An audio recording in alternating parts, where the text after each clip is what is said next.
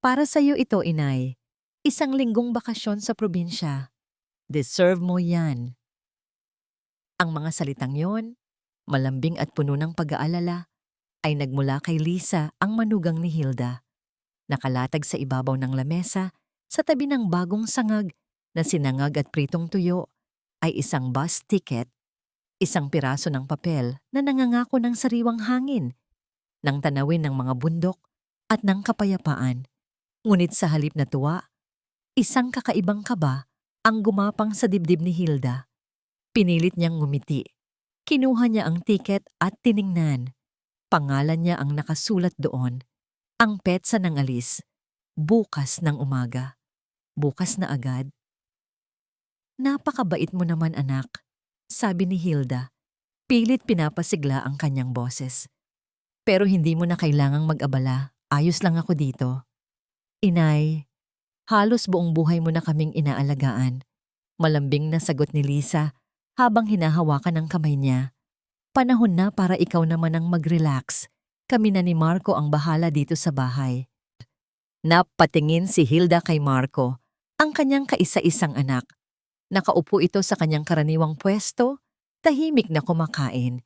Nag-angat ito ng tingin at ngumiti sa kanya, ngunit ang nangiting iyon ay hindi umabot sa mga mata.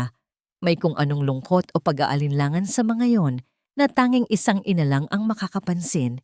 Ibinalik ni Hilda ang tingin sa tiket. Ang lahat ay tila perpekto. Isang mapagmahal na manugang, isang anak na sumasang-ayon, isang regalong pinapangarap ng maraming magulang. Pero bakit pakiramdam niya ay may mali? Bakit parang may nagtutulak sa kanya palayo?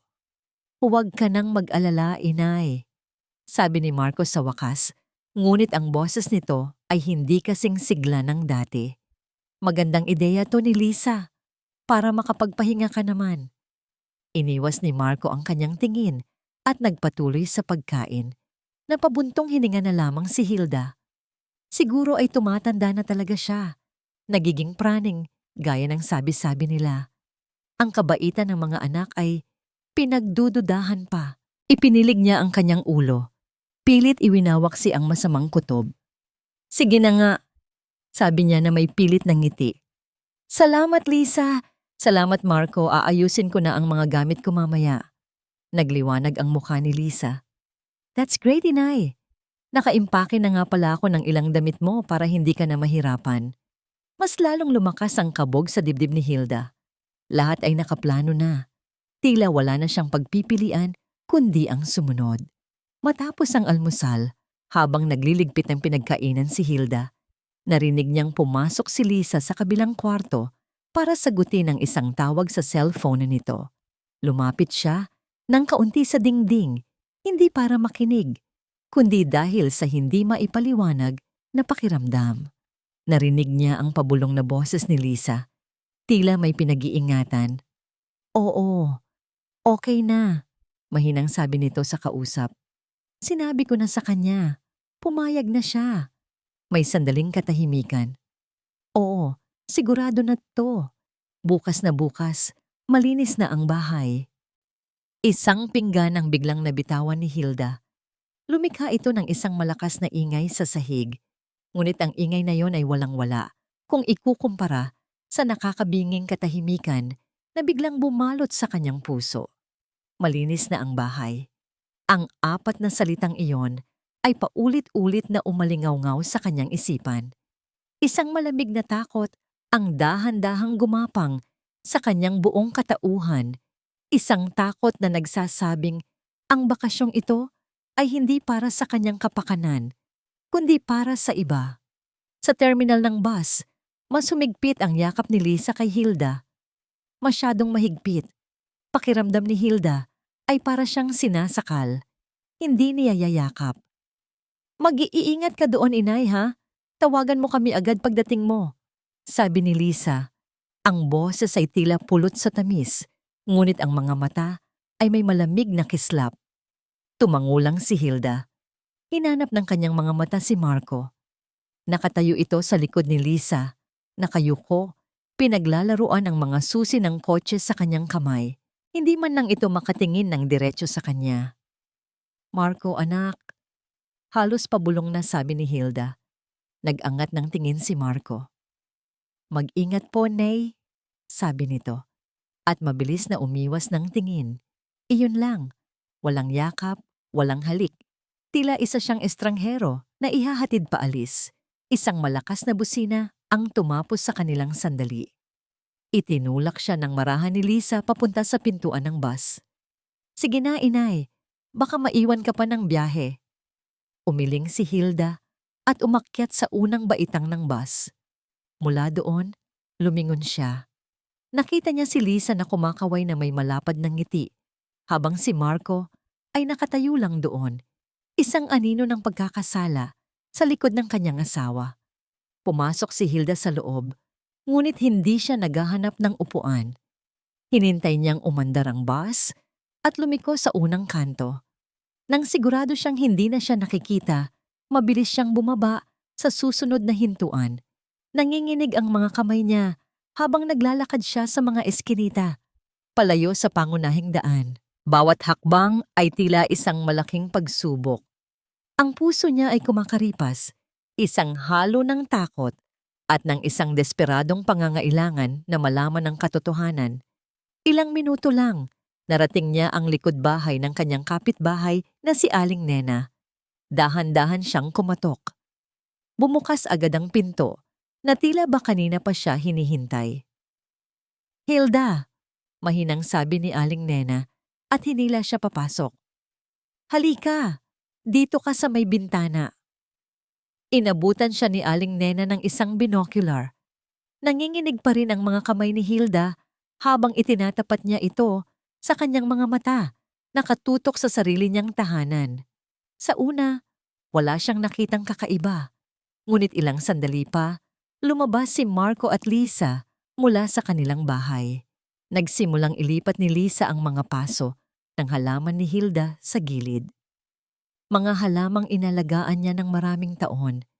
Pagkatapos, pumasok si Marco sa loob at lumabas na may dalang malaking kahon. Isang kahon na puno ng kanyang mga personal na nagamit. Napasinghap si Hilda.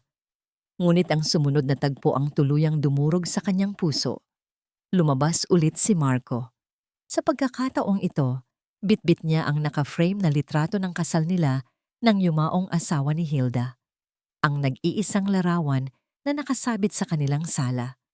Nakita niya kung paano ito maingat na ibinaba ni Marco. Tiningnan sandali. At pagkatapos ay walang emosyong ipinasok sa isang bodega sa likod bahay para siyang sinaksak. Ang hangin ay tila ninakaw mula sa kanyang mga baga. Ang larawang yon ay hindi lang isang bagay. Ito ang simbolo ng kanilang pagmamahalan, ang pundasyon ng pamilyang kanilang binuo. At ngayon, tinatapon na lang ito na parang basura. Mga walang hiya. Bulong niya habang ang mga luha ay nagsimulang mamuo sa kanyang mga mata. Hindi pa siya nakakabawi sa kanyang nakita ng isang mamahaling itim na kotse ang huminto sa tapat ng kanilang gate. Isang mag-asawang mukhang mayaman ang bumaba. Sinalubong sila ni Lisa na may ngiting pang negosyo. Welcome po, sir, ma'am! This way, please! Narinig pa ni Hilda na sabi ni Lisa. Binuksan ni Lisa ang pinto para sa kanila.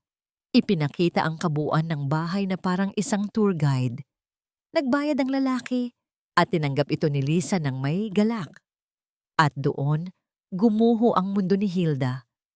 Hindi ito isang bakasyon, isa itong pagtataboy. Ang kanyang tahanan, ang kanyang kanlungan ay ginawang isang hotel, isang paupahan, isang negosyo na itinayo sa ibabaw ng kanyang pagtitiwala. Nabitawan niya ang binocular at napasalampak sa sahig. Hindi siya makahinga. Ang sakit ay napakatindi, isang pisikal na kirot na gumagapang mula sa kanyang dibdib hanggang sa kanyang lalamunan. Lumuhod si Aling Nena sa tabi niya. Hinahagod ang kanyang likod. Hilda, huminga ka. Ngunit hindi niya magawa. Tumingin siyang muli sa labas ng bintana. Nakita niya si Lisa na nagbibilang ng isang makapal na pligo ng pera. Inabutan niya nito si Marco. At si Marco, ang kanyang anak, ay kinuha ito. Kinuha niya ang pera, isinilid sa kanyang bulsa na may isang tingin ng pagkakasala, ngunit tinanggap pa rin niya. Tinanggap niya ang bayad para sa pagtataksil sa sarili niyang ina. Ang mga luha ay natuyo, ngunit ang sakit ay nanatili, nag-ugat sa kaibuturan ng kanyang puso. Ilang oras na nakaupo si Hilda sa sahig, nakatanaw sa kawalan, habang si Aling Nena ay tahimik na nakabantay sa kanyang tabi. "Uminom ka muna ng tubig, Hilda," alok ni Nena. Iniaabot ang isang baso. Kinuha ito ni Hilda, ngunit hindi siya uminom. Tinitigan lang niya ang sariling refleksyon sa tubig, ang mukha ng isang babaeng pinagtaksilan. "Hindi ko alam ang gagawin ko, Nena," basag na sabi niya. "Anak ko siya. Paano ko siya lalabanan?" Umupo si Nena sa kanyang tabi at hinawakan ang kanyang kamay. Ang kamay nito ay mainit at matatag. "Hilda, pakinggan mo ako. Ang pag-iyak, hindi niyan maibabalik ang lahat. Pero ang katotohanan, ang ebidensya, iyan ang sandata mo." Tumayo si Nena at kumuha ng isang maliit na notebook at isang ballpen. Inilapag niya ito sa harap ni Hilda. "Itala mo ang lahat," mariing sabi ni Nena. "Bawat pagdating at pag-alis, bawat sasakyan, bawat mukha, ito ang magiging armas mo." Tiningnan ni Hilda ang notebook. Pagkatapos ay ang kanyang tahanan sa kabilang kalsada. Biglang may nagbago sa kanyang mga mata. Ang kalungkutan ay napapalitan ng isang malamig na apoy. Ang apoy ng isang inang nasaktan, ngunit hindi susuko. At iyon ang naging simula. Ang bintana sa bahay ni Nena ang naging kanyang toreng bantayan. Ang notebook ang naging kanyang talaarawan ng kataksilan. Ang cellphone na regalo ni Marco sa kanya noong Pasko ang naging kanyang kamera. Nanginginig ang kanyang kamay sa tuwing itatapat niya ang cellphone sa bintana. Kinukuha na ng video ang pagpasok ng mga estranghero sa kanyang pamamahay. Oras ng pagdating, oras ng pag-alis, plate number ng mga sasakyan, lahat ay isinusulat niya. Bawat letra ay tila isang patak ng kanyang galit. Isang hapon, habang siya ay nagmamatsyag, isang motorsiklo ang humarurot at biglang huminto sa tapat ng gate. Isang lalaking magaspang ang itsura at may tattoo sa braso ang bumaba. Kumatok ito ng malakas. Lumabas si Lisa. Halata ang pagkainis sa mukha, ngunit agad itong napalitan ng takot nang makita kung sino ang bisita. "Nasaan na ang bayad mo?" dinig ni Hilda na sigaw ng lalaki. "Sandali lang, maghintay ka naman," pakiusap ni Lisa. Sinusubukang hilahin ng lalaki palayo sa gate, ngunit marahas na hinablot ng lalaki ang braso ni Lisa. "Isang linggo na akong pabalik-balik dito. Huwag mo akong gawing tanga." Sa sandaling iyon, lumabas si Marco. Natigilan ito nang makita ang eksena. Nakatayo lang siya roon, walang kibo, parang isang estatwa habang ang asawa niya ay sinisigawan ng isang estranghero. Nakita ni Hilda ang takot sa mga mata ng kanyang anak. Takot, hindi para kay Lisa, kundi para sa sarili nito. Umalis din ang lalaki matapos pagbantaan si Lisa. Pumasok ang mag-asawa sa loob ng bahay. Si Hilda naman ay naiwang tulala sa kanyang kinauupuan. Utang? Bulong niya sa sarili. Kaya pala sila ganito, dahil sa utang. Ang kaalamang iyon ay hindi nagpagaan sa kanyang loob. Bagkus, mas lalo pa itong nagpagalit sa kanya. Ginamit nila siya, ang kanyang pagmamahal, ang kanyang tahanan, para pagtakpan ang kanilang mga pagkakamali. Napatingin siya sa larawan ng kanyang yumaong asawa na nasa wallet niya. Hinaplos niya ito. "Hindi ko hahayaang mawala ang bahay na ito, mahal," bulong niya, na tila nangangako. "Hindi ko sila papayagan." Nang gumabi, dahil sa pagod, sandali siyang nakaidlip sa silya.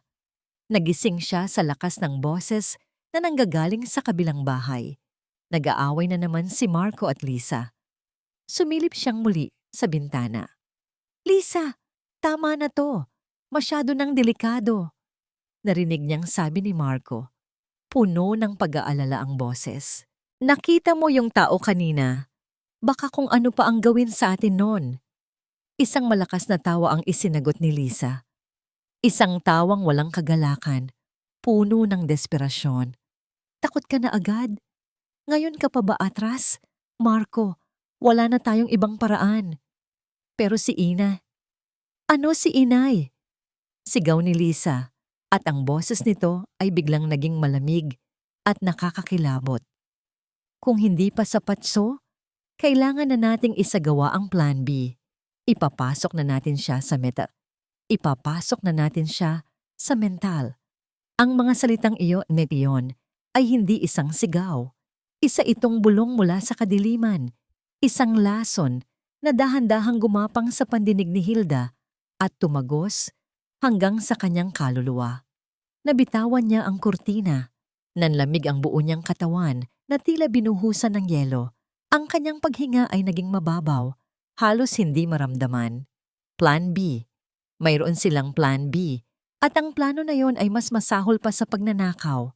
Ito ay pagtanggal ng kanyang pagkatao, ng kanyang karapatan, ng kanyang katinuan. Gusto nilang ipinta siya bilang isang baliw para makuha ang lahat. Napaatras si Hilda mula sa bintana. Nanginginig ang mga tuhod. Napasandal siya sa pader at dahan-dahang dumausdos paupo sa sahig. Hindi na niya kaya ang pagtataksil ng kanyang anak, ang paggamit sa kanyang tahanan. Lahat ng iyon ay masakit. Ngunit ito ay isang kasuklam-suklam na balak na hindi niya kayang isipin na ang sarili niyang anak, ang laman ng kanyang laman, ay papayag na itapon siya sa isang lugar para sa mga nasisiraan ng bait. Isang hikbi ang kumawala sa kanyang lalamunan. Sunod-sunod. Hindi na niya ito napigilan. Yumuko siya, niyakap ang kanyang mga tuhod, at umiyak ng walang tunog. Isang pag-iyak na puno ng sukdulang pighati at kawalan ng pag-asa.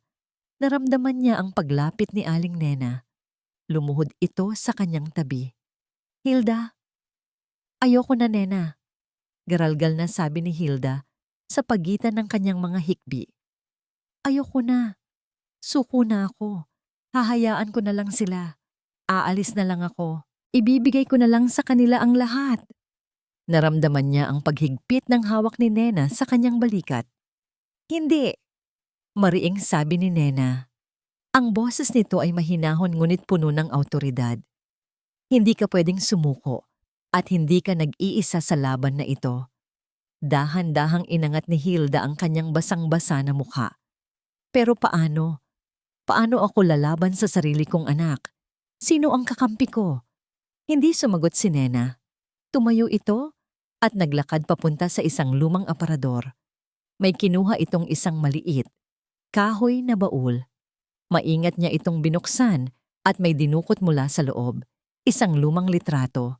Kupas na at naninilaw na sa katagalan. Inilapag ito ni Nena sa sahig sa pagitan nilang dalawa. Kinuha ito ni Hilda gamit ang mga nanginginig na kamay. 3 tao ang nasa litrato. Isang masayang mag-asawa na nakaupo sa isang bangko sa parke. At sa tabi nila, nakatayo ang isang mas batang babae, nakangiti ng malapad. Nakilala agad ni Hilda ang mag-asawa.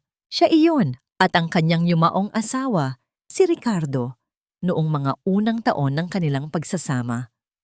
Ngunit ang dalagita sa tabi nila, pamilyar ang kanyang mga mata, ang kanyang nangiti.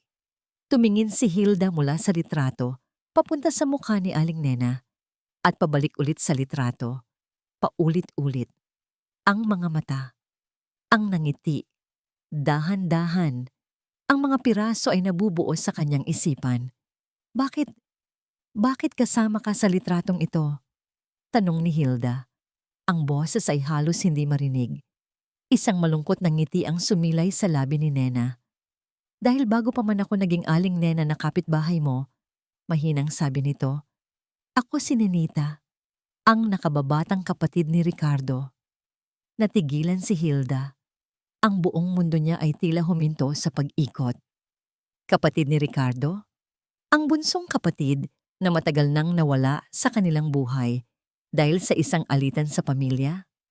Ang kapatid na lumipat sa Mindanao at hindi na nila nabalitaan pa? Hindi. Hindi maaari. Bulong ni Hilda. Maari, Hilda, sabi ni Nena, at sa unang pagkakataon, nakita ni Hilda ang mga mata ng bayaw niya sa babaeng nasa harapan niya. Nang mamatay si kuya, umuwi ako. Hindi ako nagpakita sa libing dahil ayokong guluhin pa ang pamilya. Pero mula noon, palihim na kitang binabantayan. Lalo na nang mapangasawa ni Marco ang babaeng yan. Hinawakan ni Nena ang kamay ni Hilda. Matagal ko nang hindi gusto ang ugali ni Lisa. May kutob na akong hindi siya mapagkakatiwalaan. Kaya nang magkaroon ako ng pagkakataon, bumili ako ng bahay dito sa tapat ninyo. Para kung sakaling kailanganin mo ng tulong, narito lang ako. Ang mga luha ni Hilda ay muling bumuhos. Ngunit sa pagkakataong ito, hindi dahil sa sakit, kundi dahil sa gulat at pasasalamat. Sa gitna ng kadiliman, sa gitna ng pagtataksil ng kanyang sariling anak, may isang taong nagmamalasakit sa kanya. Isang pamilya na hindi niya akalaing nariyan pa pala. Kapatid ka ni Ricardo. Paulit-ulit na bulong ni Hilda habang mahigpit na hawak ang lumang litrato. Hindi siya nag-iisa. Hinayaan siya ni Nena na umiyak hanggang sa maubos ang kanyang mga luha. Nang sa wakas ay tumahan na siya, pinunasan ni Nena ang kanyang mukha gamit ang laylayan ng duster nito na parang isang tunay na nakatatandang kapatid. O siya! Tama na yan, sabi ni Nena. Ang boses ay milingigi, ay muling naging matatag. Hindi ito ang oras para umiyak. Ito ang oras para lumaban. Ang mga video at ang notebook mo, malaking tulong yan. Pero kailangan natin ng mas malakas na armas. Tumingin si Hilda sa kanya, may bagong kislap ng pag-asa sa kanyang mga mata. Anong gagawin natin? Ngumiti si Nena, isang nangiting puno ng determinasyon. May kilala akong abogado. Oras na para lumaban tayo ng tama. Ang opisina ni Attorney Romero ay maliit ngunit malinis. Ang mga pader ay napapalibutan ng mga istanteng puno ng makakapal na libro ng batas at ang kanyang lamesa ay may mga nakatambak na folder na nagpapatunay ng kanyang karanasan. Siya ay isang lalaking may edad na. Kalmado ang mukha ngunit matalas ang mga mata. Sa tabi ni Hilda ay si Aling Nena na hindi bumibitaw sa kanyang kamay. Sa ibabaw ng lamesa, sa pagitan nila at ng abogado ay ang notebook, ang cellphone ni Hilda at ang mga kopyang ipinagawa nila ng mga video, ang kanilang mga armas. Sige po, Ginang Hilda, simulan ninyo sa umpisa, magalang na sabi ni Attorney Romero. Huminga ng malalim si Hilda. Inaasahan niyang manginginig ang kanyang boses, ngunit nagulat siya nang lumabas ito ng buo at matatag. Walang pag-aatubili. Ikinuwento niya ang lahat. Ang pekeng bakasyon, ang pagtataksil na nakita niya mula sa bintana ni Nena, ang pananakot ng lalaking nagpapautang, at ang pinakamasakit sa lahat, ang balak na ipasok siya sa isang mental hospital. Habang nagsasalita siya, hindi siya umiyak. Ang bawat salita ay direktang nanggagaling sa isang pusong nasugatan, ngunit ngayon ay handa ng lumaban. Hindi na siya ang babaeng umiiyak sa dilim. Isa na siyang ina na ipaglalaban ang kanyang karapatan. Maingat na nakinig si Attorney Romero, tumatango paminsan-minsan habang sinusuri ang mga ebidensyang inilatag ni Hilda. Pinanood niya ang mga video sa cellphone, binasa ang bawat detalye sa notebook. Nang matapos si Hilda, isang mahabang katahimikan ang bumalot sa silid. Sa wakas, nagsalita ang abogado. Ginang Hilda, malinaw po ang kaso ninyo. Ang ginagawa nila ay hindi lang labag sa moralidad, labag din ito sa batas. Illegal na pagpapatakbo ng negosyo at posibleng qualified theft dahil sa paggamit ng inyong ari-arian nang walang pahintulot. Isang bigat ang nabawa sa dibdib ni Hilda. May kakampi siya sa batas. Pero, dagdag ng abogado, at ang kanyang boses ay naging mas seryoso. Ang binanggit ninyo tungkol sa Plan B nila. Iyon ang pinakamalaking panganib. Kung mauuna silang makakuha ng medical certificate na nagsasabing hindi na kayo nasa tamang pag-iisip, mas magiging komplikado ang lahat. Gagamitin nila yon para baliktarin ang sitwasyon at palabasin na kayo ang nagsisinungaling. Isang pamilyar na kaba ang bumalik sa puso ni Hilda. Kaya kailangan nating kumilos ng mabilis at ng tama. Sabi ni Attorney Romero, kinuha niya ang kanyang telepono. May kaibigan ako sa presinto, isang mahusay na inspektor. Sabi niya habang nagda-dial. Ipapaalam ko sa kanya ang sitwasyon.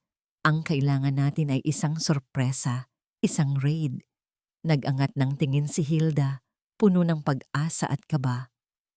Inspector De Leon, Romero to. May kaso ako para sa'yo.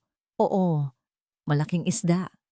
Pagkatapos ng tawag, bumalik ang abogado sa kanila. Okay, nakahanda na sila. Ang kailangan na lang ay ang tamang tiyempo. Gabi natin ito gagawin. Kung kailan may mga bisita sa bahay.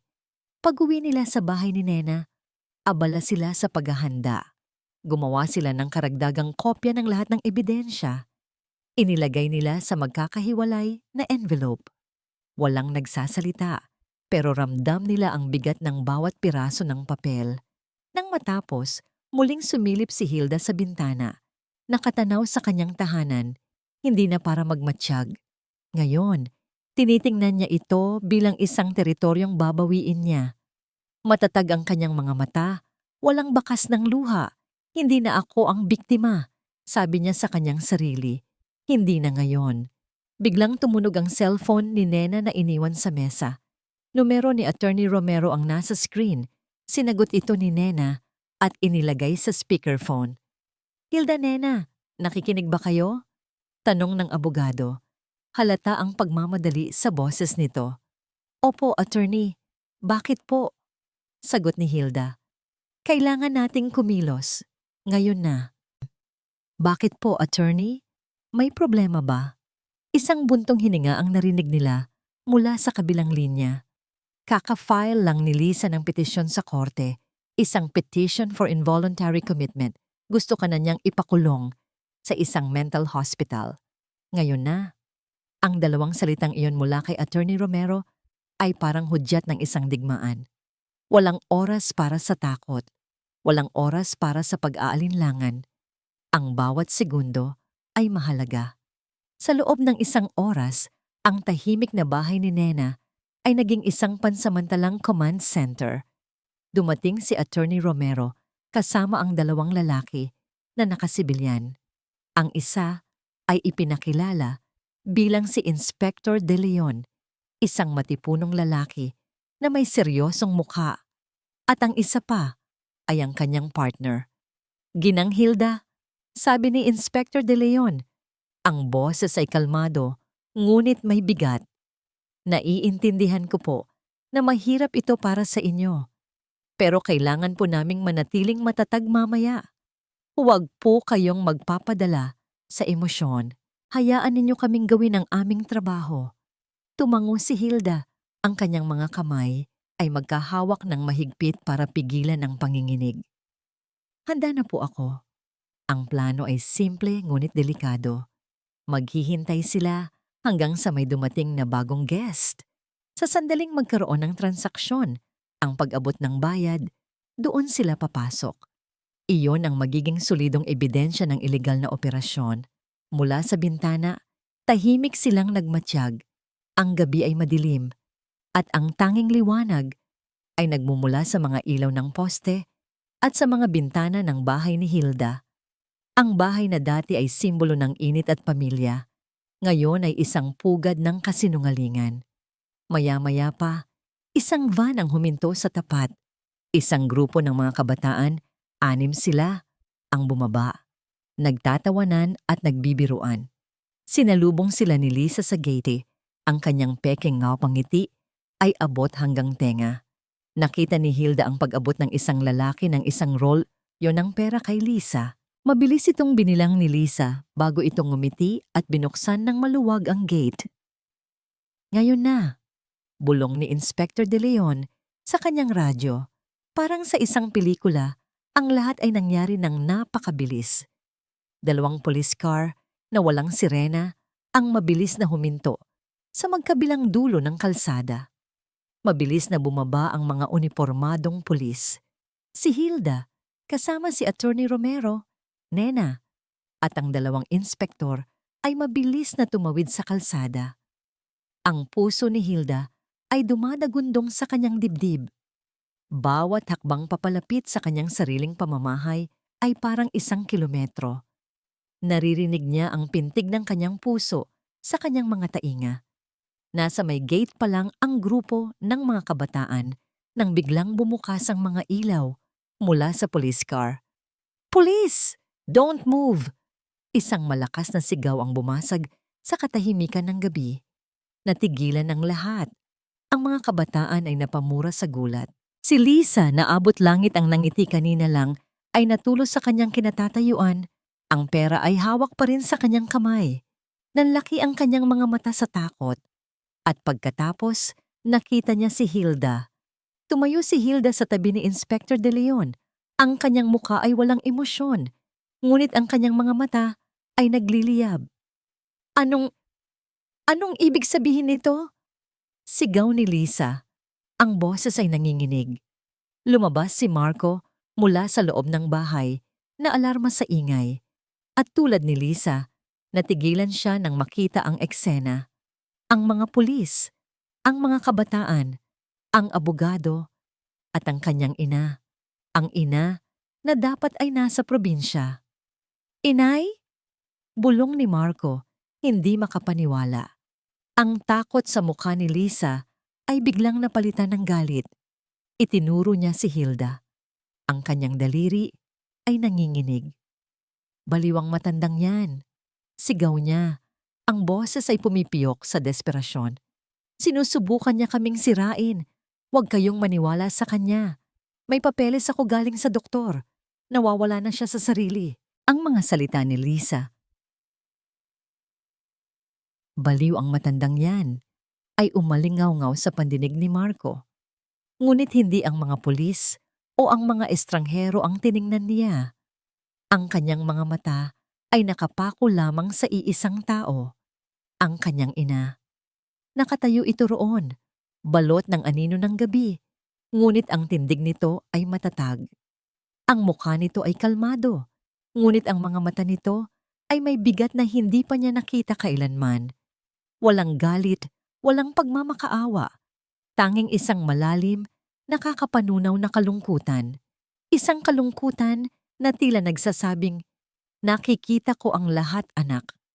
Sa isang iglap, gumuho ang lahat ng kasinungalingan at pagdadahilan na binuo niya sa kanyang isipan. Ang lahat ng bulong ni Lisa tungkol sa magandang kinabukasan, ang lahat ng pangako ng malaking pera, ang lahat ng pag-aakalang ginagawa niya ito para sa kanilang pamilya, lahat ay naglaho. Ang natira na lang ay ang hubad na katotohanan. Pinagtaksilan niya ang kanyang ina. "Hindi totoo yan," patuloy na sigaw ni Lisa. "May ebidensya kami. Marco, sabihin mo sa kanila. Sabihin mo sa kanilang kailangan na siyang dalhin sa ospital." Napatingin sa kanya si Lisa. Ang mga mata ay nanlilisik. Nag-uutos, ngunit hindi niya magalaw ang kanyang mga paa. Ang dila niya ay tila naparalisa. "Hayaan ninyo akong magpaliwanag." Nagsalita si Attorney Romero, lumapit sa gitna. "Ang kliyente ko, si Ginang Hilda, ang legal na may-ari ng bahay na ito. At ayon sa aming mga ebidensya, isa-isang inilatag ng abogado ang lahat. Ipinakita ng isang pulis ang cellphone ni Hilda. Ipinapanood ang mga video ng paglabas-masok ng mga bisita. Inilabas ang notebook na may detalyadong talaan ng mga petsa at plate number, ang testimonya ng mga kabataang nahuli sa akto.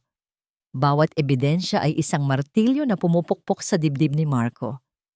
Kasama rin sa ebidensya ang isang kopya ng petisyon na isinampa ni Gianna Lisa kaninang hapon lamang. Dagdag ni Attorney Romero.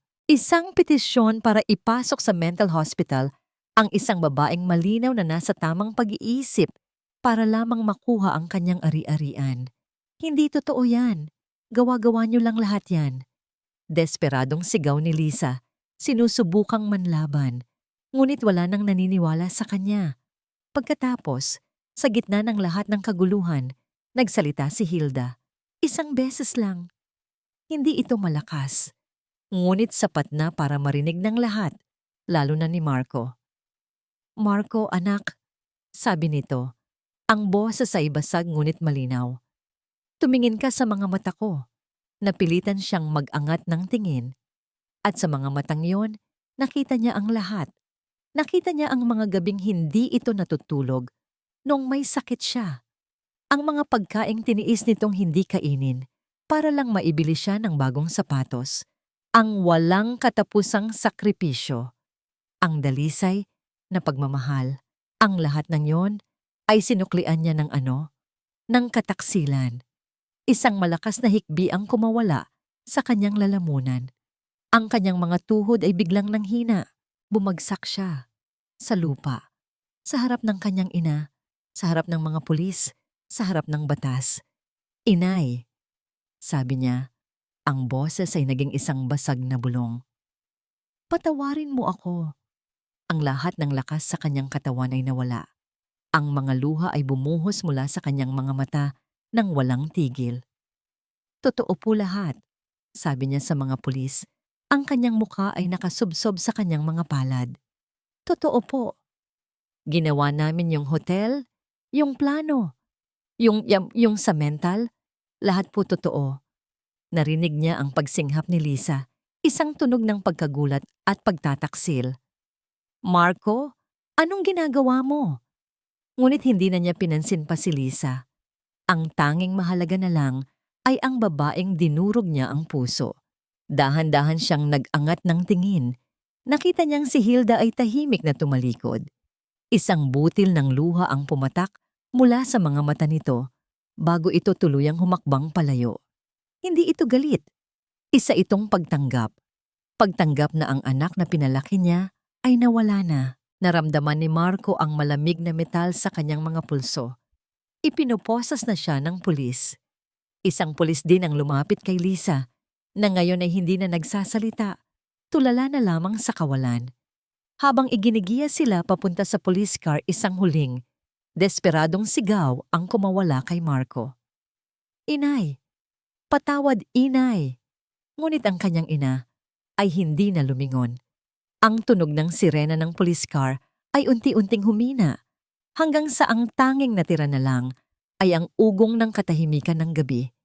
Nagsialisan na ang mga pulis, ang mga tsismoso, ang abogado. Naiwan si Hilda, kasama si Nena, sa harap ng gate ng kanyang sariling tahanan. Ang gate na ilang araw niyang tinitingnan mula sa malayo. Halika na, Hilda. Pumasok na tayo. Mahinang sabi ni Nena. Inaalalayan siya. Tumango si Hilda. Ang bawat hakbang papasok sa kanyang bakuran ay mabigat. Ang hangin ay tila mas malamig. Ang mga halaman na dating nagbibigay sa kanya ng saya ay tila nalanta at nalungkot. Binuksan ni Nena ang pinto. Pumasok si Hilda sa loob. Ang sala, na dapat ay pamilyar sa kanya, ay tila naging isang lugar na banyaga. May mga muebles na inilipat. May mga palamuting hindi sa kanya. May amoy ng pabango ng ibang tao. Isa-isang tinanggal ni Hilda ang mga bagay na hindi kanya. Ang mga maliliit na sign na may nakasulat na welcome at enjoy your stay na ikinabit ni Lisa sa pader ay pinagbabaklas niya. Ang mga basong hindi niya pag-aari ay inilagay niya sa isang kahon. Dahan-dahan, ngunit may determinasyon. Bawat kilos ay isang paraan ng pagbawi. Pagbawi sa kanyang espasyo, sa kanyang katahimikan, sa kanyang buhay. Pumunta siya sa bodega sa likod bahay. Nakita niya roon ang larawan ng kasal nila ni Ricardo, nakasandal sa isang pader, natatakpan ng alikabok. Maingat niya itong kinuha at pinunasan gamit ang laylayan ng kanyang damit. Bumalik siya sa sala at muling isinabit ang larawan sa nararapat nitong pwesto. Tinitigan niya ang masayang mukha ng kanyang asawa. Tapos na, mahal, bulong niya. Nabawi ko na ang bahay natin. Ngunit sa halip na makaramdam ng tagumpay, isang malalim na kalungkutan ang bumalot sa kanya. Oo, nabawi niya ang bahay. Nabigyan ng hustisya ang ginawa sa kanya. Ngunit sa anong halaga? Ang kanyang kaisa-isang anak ay nasa kulungan.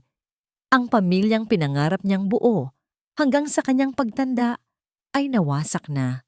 Habang nakatayo siya roon, lumapit si Nena at inabutan siya ng isang tasa ng mainit na tsa. Uminom ka muna. Kinuha ito ni Hilda at naupo sa kanyang paboritong silya malapit sa bintana. Ang parehong bintana kung saan niya nasaksihan ang lahat ng kataksilan. Ngayon, mula rito, ang nakikita niya ay ang tahimik na bahay ni Nena. Hustisya! Bulong ni Hilda sa sarili. May hustisya nga ba talaga? Hindi sumagot si Nena. Naupo lang ito sa kanyang tabi. Isang tahimik na presensya na nagsasabing hindi siya nag-iisa. Ang bahay ngayon ay sa kanya na ulit. Walang nang Lisa na may pekeng ngiti. Walang nang Marco na may mga matang puno ng pagkakasala. Tanging siya na lang. Ngunit ang katahimikan ay nakakabingi. Ang bawat sulok ay may alaala. Ang mga masasayang alaala ng isang batang Marco na naglalaro. At ngayon, ang mga masasamang alaala ng mga nakaraang araw. Napagtanto niya na habang ang batas ay kayang ibalik ang isang ari-arian, hindi nito kayang ibalik ang tiwalang nasira. Hindi nito kayang hilumin ang isang pusong dinurog ng sariling anak. Ang laban sa batas ay tapos na. Ngunit ang tunay na laban, ang laban sa loob ng kanyang puso, ay ngayon palang magsisimula. Habang nililibot niya ang tingin, napansin niya ang isang piraso ng papel sa ibabaw ng maliit na mesa sa tabi ng telepono. Isang papel na lukot-lukot na tila isinulat ng nagmamadali. Kinabahan siya habang kinukuha ito. Kilala niya ang sulat kamay kay Marco. Malamang ay isinulat nito bago sila tuluyang kunin ng mga pulis. Hinawakan niya ito ng mahigpit, ngunit hindi pa niya kayang buksan. Hindi pa siya handa. Lumipas ang 3 buwan. Ang init ng tag-araw ay napalitan ng malamig na simoy ng hangin na nagbabadya ng pagbabago. At kasabay ng pagbabago ng panahon, dahan-dahan ding nagbago ang buhay ni Hilda. Ang malaking bahay na dati simbolo ng kanyang mga pangarap ay naging isang hawla ng malulungkot na alaala. Bawat sulok ay bumubulong ng mga paano kung at sana. Kaya isang araw gumawa siya ng isang desisyong para sa kanyang sarili. Ibinenta niya ang bahay. Hindi ito naging madali. Ang pagpirma sa mga papeles ay tila pagpirma sa katapusan ng isang kabanata ng kanyang buhay. Ngunit nang matanggap niya ang bayad, hindi kalungkutan ang kanyang naramdaman, kundi isang kakaibang gaan. Sa tulong ni Nena, nakahanap siya ng isang maliit at magandang apartment unit sa isang tahimik na gusali, ilang kanto lang mula sa bahay nito. Mayroon itong maliit na balkonahe na may sapat na sikat ng araw para sa kanyang mga halaman. Sigurado ka na ba dito, Hilda? Tanong ni Nena habang tinutulungan siyang mag-ayos ng mga gamit. Ngumiti si Hilda, isang tunay na ngiti na matagal nang hindi nasisilayan sa kanyang mukha. Oo, dito. Magsisimula ako ulit. Walang anino ng nakaraan.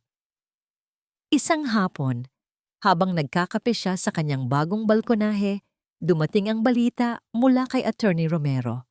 Si Lisa ay nahatulan ng mahabang pagkabilanggo para sa mga kasong isinampa laban dito. Si Marco, dahil sa kanyang pag-amin at pakikipagtulungan, ay nakatanggap ng mas mababang sentensya. Tumango lang si Hilda. Walang tuwa, walang galit, tanging pagtanggap. Iyon ang nararapat na parusa para sa kanilang mga ginawa. Matapos ang tawag, pumasok siya sa loob at kinuha ang isang bagay mula sa kanyang drawer. Ang lukot na sulat ni Marco. 3 buwan na itong nakatago. Ngayon, handa na siyang basahin ito. Naupo siyang muli sa balkonahe, huminga ng malalim, at maingat na binuksan ang papel. Inay, Walang salita ang kayang magsabi kung gaano ako nagsisisi. Patawad. Alam kong hindi sapat ang salitang yan. Sinira ko ang lahat, inay. Sinira ko ang tiwala mo, ang pagmamahal mo, ang pamilya natin. Naging mahina ako. Nagpadala ako sa takot at sa ambisyon na hindi naman sa akin. Araw-araw, habang nabubuhay ako, dadalhin ko ang kahihiyan at sakit na idinulot ko sa'yo. Hindi ako humihingi na patawarin mo ako ngayon. Alam kong imposible yon. Ang tanging hiling ko lang ay sana, balang araw, maalala mo pa rin ang anak mo na minsan mong minahal bago siya naligaw ng landas. Nagmamahal, Marco, ang mga luha ay nagsimulang pumatak mula sa mga mata ni Hilda. Tumulo ito sa papel, hinahalo ang bagong tinta sa luma. Umiyak siya, hindi dahil sa galit, kundi dahil sa isang uri ng paglaya.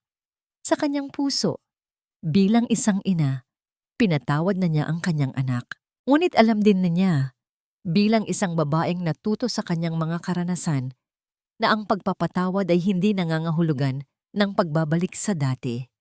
Ang tiwala, kapag nabasag, ay hindi na maibabalik pa sa dati nitong anyo. Pinunasan niya ang kanyang mga luha. Itinupi niya ang sulat at itinago ito sa isang kahon kasama ang mga lumang litrato. Isang alaala ng isang masakit na aral. Tumayo siya at lumapit sa kanyang mga bagong tanim na bulaklak sa balkonahe. Kinuha niya ang pandilig at dahan-dahang diniligan ang mga ito. Ang tubig ay dumaloy, nagbibigay buhay sa mga usbong. Habang pinagmamasdan niya ang mga patak ng tubig na kumikinang sa ilalim ng sikat ng araw, isang ngiti ang sumilay sa kanyang mga labi. Ang laban ay tapos na. Ang sakit ay mananatili, ngunit hindi na ito ang magkokontrol sa kanya. Ngayon, siya na ang may hawak ng kanyang buhay, at sa bagong simula na ito, ang pinakamahalagang bagay na kanyang didiligan at aalagaan ay hindi na ang iba, kundi ang kanyang sarili.